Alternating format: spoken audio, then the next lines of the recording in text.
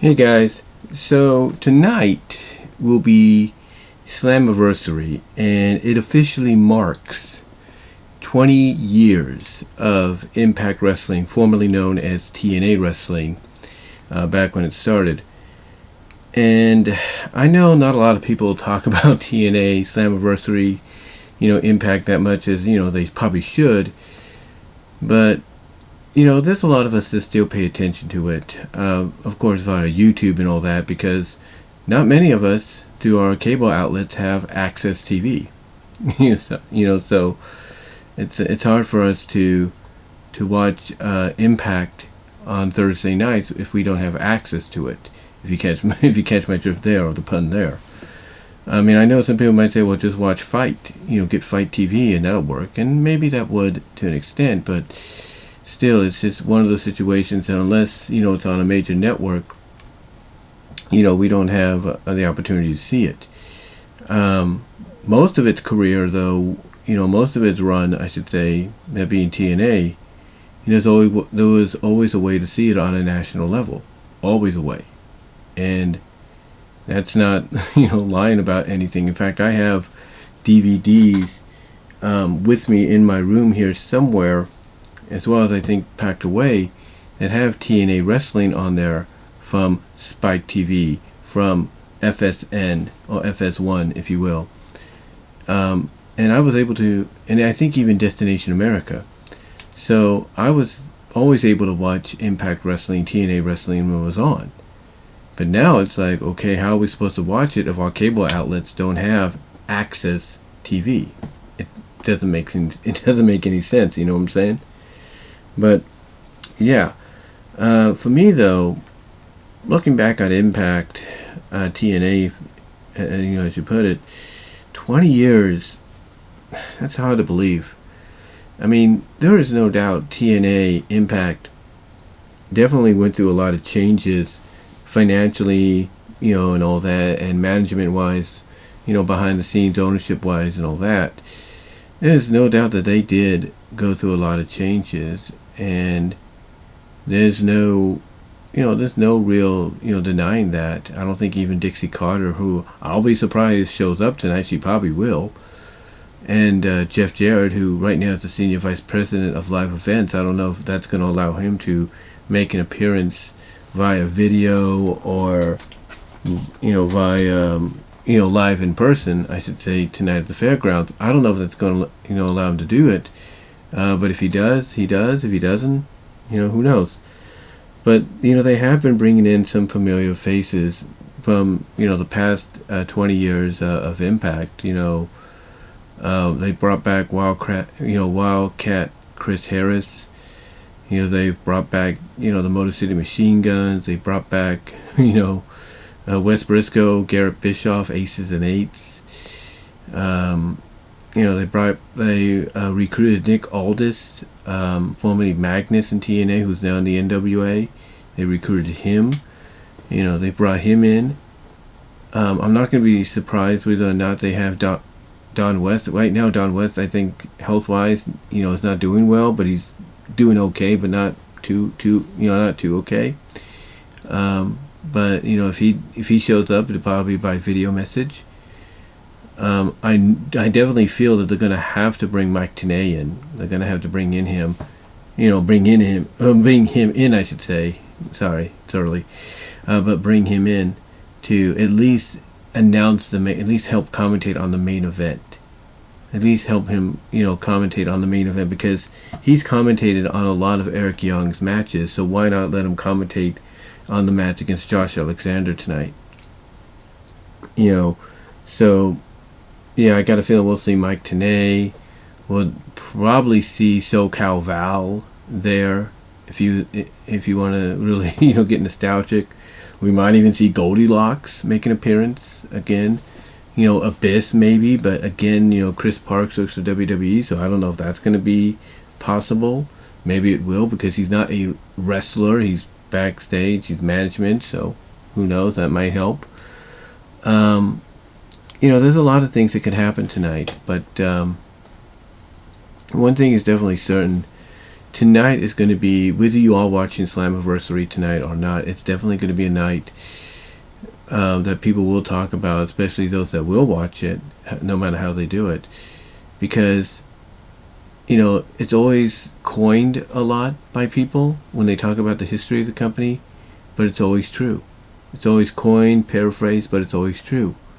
People thought that TNA, Impact Wrestling, would not even last 6 months to a year. Some even went as far as saying it wouldn't last 6 weeks. Just the way its presentation was and everything when you first saw it. But yet, here it is 20 years later. And I can tell you, 20 years ago, I wasn't here. I was in Lawrence, Kansas. Second year living on my own in Lawrence, Kansas. And I had cable at that time. And the way I recorded some of my pay-per-views was via VHS. And this was before, Sunflower Cablevision, I think that's what they were called, decided to switch things up and take away the pay-per-view access for where I lived in the apartments, and that the only way you could get it is through a special box. This was at a time when they started to go that route, if you know what I mean. But still, it was at a time where it didn't matter what kind of box you had, you still had access to cable, or at least to pay-per-view. You still had access to pay-per-view. Anyway, and believe me, I tried to get that changed a little bit, and it wouldn't change, I think, until after I left, which is, not a real surprise that, they're going to get things done and fixed up after I leave. Whoopee, Anyway, though, I remember basically, it was I guess it was like the second broadcast of it, the second or third broadcast. No, it was the second broadcast. I remember just looking through the TV guide, because yes, we still had TV guides at that time, and I think it was the TV guide. I don't think we had any, TV on-screen guides yet. I think not necessarily. But I looked and I saw it said, TNA, and I was thinking, what's this TNA thing? So, so I turned it on. So I watched it. Basically, I was watching it. I was like, oh, this looks pretty good. This is wrestling. This is different. And I think I heard about it through a magazine, not a magazine, but through the internet, I believe. This was before YouTube was around, believe it or not. That's how long TNA Impact's been around, before the days of YouTube. I think they date YouTube by at least 3-4 years, believe it or not. So yeah, YouTube is younger than Impact Wrestling. But I remember looking on the internet one time and people were talking about TNA, and I was like, what's this TNA? So I went and looked, so I checked it out, and I was like, oh, this is pretty good. So I wanted to check it out the next night, or the next week, because I think that's when they crowned AJ as the first X Division champion, and I was going to record it. And I was, but then, unfortunately, that's when a storm hit. We had a big old storm, and it knocked the power out. So I couldn't finish recording that second episode, and that would be the only other, TNA pay-per-view, weekly pay-per-view that I would try to record or watch before they changed things up. But even afterwards, I still kept in contact,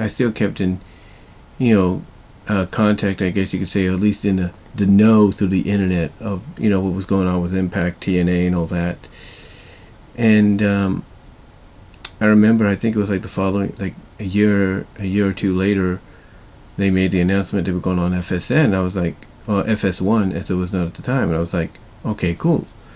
But what I and anybody else didn't know was, the schedule is going to have them during the day.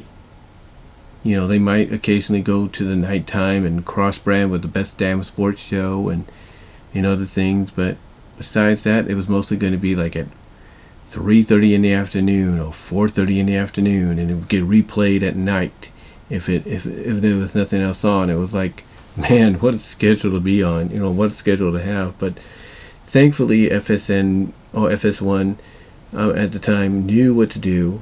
Like I said, they had it scheduled regularly for like 3 o'clock to 4 o'clock, between the hours of 3 and 4, basically between the hours of 3 and 4 in the afternoon. And they knew, hey, if we have time, we'll replay it either the next night, either this night or the next night, and that's what they did. They at least they replayed it at a decent time, later on in the week or that very night, if you will, so that everybody can catch up on it. And then, of course, came the announcement that they were going to Spike TV, and ironically, around the same time that WWE had gone back to USA. TNN becoming Spike, or TNN had already become Spike and all that. But basically, around the time that WWE decided to go back to USA, that's when Spike TV said, "Okay, we're losing you. We'll bring in TNA," and that's what they did. And that was the home for a long time. And then after that, of course, they lost the television for a while. I think they lost it due to some controversy involving Vince Russo and stuff, and then they went to Destination America for a bit, and now they no, actually, did they go to Destination America? No, where did they go first? I know they went to another network. I know it was.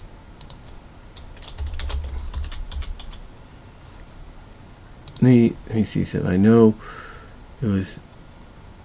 Yep, she's going to be there, according to Wrestling Inc., former TNA president, to make an appearance at Impact. And I think if it's who I think it is, yep, she's going to be there. Dixie Carter's going to be there tonight. So that's pretty cool. All right, here we go. Look it up on Wikipedia. Let's see. Okay, it says post Spike TV. They went to Destination America. Okay, and then after that, where did they go after that? I think they went somewhere. Pursuit Channel. That's where they went. They went to the Pursuit Channel. And this was also at the time they, went to Twitch. Now that is the advantage, that if you don't have Access TV, you can watch it on Twitch. But I don't know if many people do. But anyway, like I said, they had a long history. They went from, because of, like I said, some issues with Spike not being happy that Russo was being utilized in what was supposed to be a secretive way. They said, okay, you're gone, you're out of here. And then they went to, like I said, Destination America. Then they went to Pursuit, and now they're on Access. And it was during the time with Pursuit that they ended up also working with Twitch. And I think we had the Pursuit channel, so I could watch it then too. But yeah, they just went all over the place, and now they're on Access TV and Twitch by extension.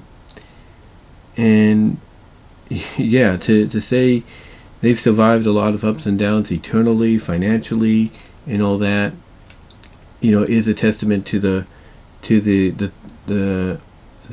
I guess you could say the thrive that this company has to survive, the people involved have for it to survive. I mean, when you have a company out of Canada called Anthem Sports Entertainment to say, hey, we see some potential in this, we want it, and they're willing to back you up with the money and help you out, and even get you on a network that maybe not a lot of people have, but it's one of the more bigger networks out there, in Access TV, which, again, not many people have, not many cable affiliates, have in regions of the country, but eventually will.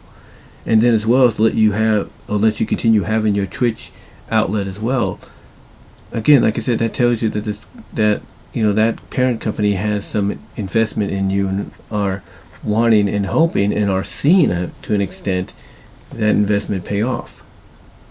Now, has on screen storyline wise, have they done a lot impact wise to try to make themselves more hip and with it, and try to really gain traction? Absolutely. I mean, they eventually brought in Hogan. We knew that was going to happen eventually, even though people said, oh, it's never going to happen. Well, guess what? It happened. They brought in Hogan and they brought in Bischoff, and that the rest is history there. And that lasted for a few years, and they actually did pretty good under that regime. They tried to recreate the NWO thing with Immortal, and that kind of worked, but then it died down real quickly. Then they tried it again with the Aces and Eights, and then they tried it again with GFW, and so on and so forth. And now they're doing it again with Honor No More. So obviously they believe it's a formula that could work. You just gotta utilize different incarnations of, factions and members of those factions to make it work. So obviously it still works in their eyes, and again, what they're utilizing to make it work is, hey, we just need to make it. We need to make the NWO a different group and make it different members. It's like one organization leaves, here comes another organization. And again, like I said, obviously it works because they got a featured match tonight, Honor No More versus the TNA Originals. So we'll see what goes on from there.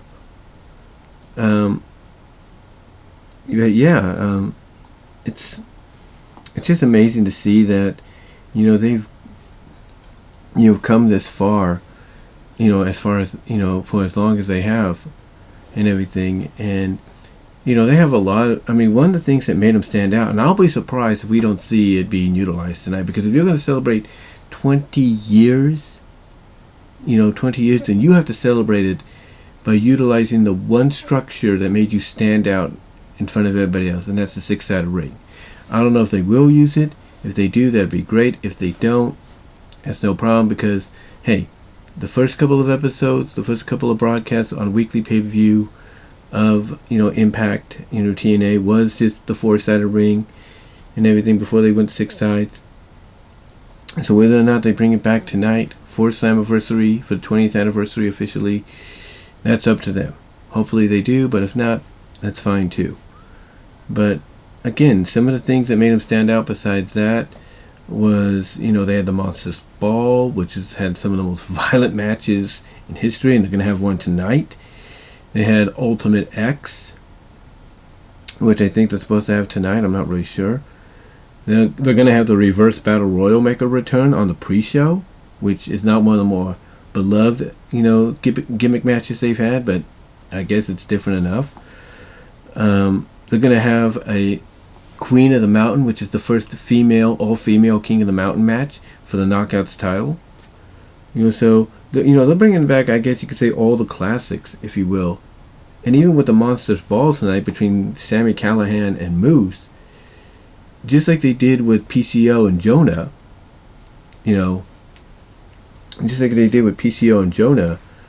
they're bringing back the stipulation that both men have to be locked away for 24 hours without food or water or light or anything.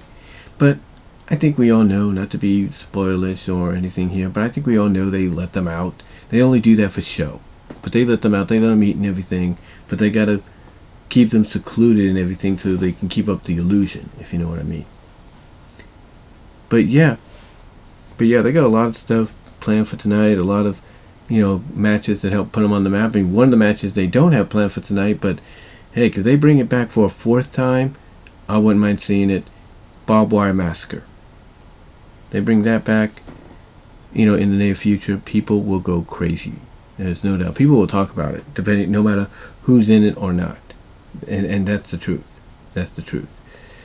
But yeah, they've had a lot of match stables that help put them on the map. They've had Raven's Clockwork Orange House of Fun match.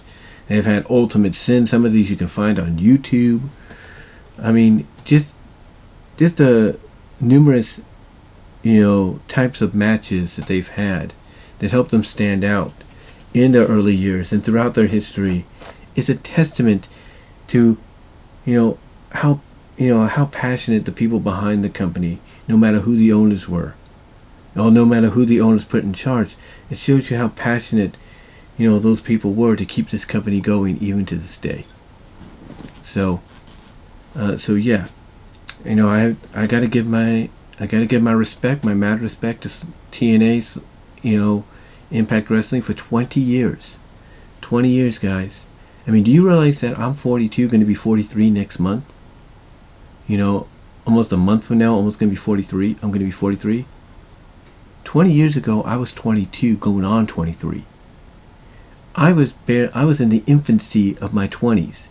I was 4 years removed from graduating out of high school. That's how long this company's been around. And it has done everything to deny the Grim Reaper of its, of its soul. It has done everything it can to deny the Grim Reaper of its soul by keeping on thriving and breathing and doing different things here and there. And tonight's going to be a marquee night for them. They're back home at the fairgrounds, the asylum. And tonight, they've got to go all out. No matter how it's booked, no matter who they choose to go over in these matches, they got to go all out and bring the spirit of TNA of old, of the past 20 years, into this event, and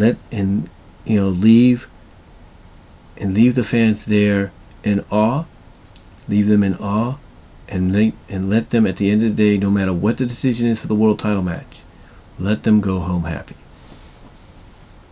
So, again, my hat's off to TNA, to you guys at Impact. You guys have thrived for this long, and probably going to thrive longer. And I wish you nothing but the best. I wish you nothing but the best. Happy anniversary, TNA, Impact Wrestling, 20 years. Hard to believe. Hats off to you. Have a great night tonight.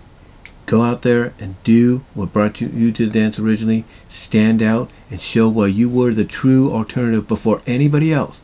Before AEW. Before Ring of Honor really got, off the ground. Before anybody else decided to try to, make a name for themselves. Show why you were the true alternative to WWE when you first started 20 years prior.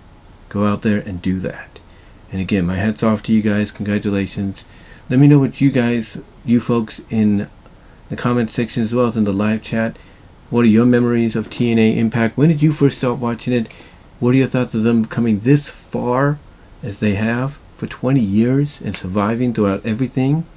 What are your thoughts overall? How do you think Slammiversary is going to be tonight? Comment in the live chat during the premiere. Super chats, super stickers will be open and available, as well as also use the super thanks after the premiere is done to help contribute there as well. But let me know what your guys' thoughts are. How do you feel about this? With TNA celebrating 20 years, do you think they're going to go on for a lot longer? Let me know down below. Excuse me there. And until next time, guys, I will talk to you later. But once again, happy anniversary, happy Slammiversary, TNA Impact Wrestling. Tonight, do what you've done. Do what you did 20 years prior that made you stand out. Go out there and kill it and show why you were the original OG alternative to WWE.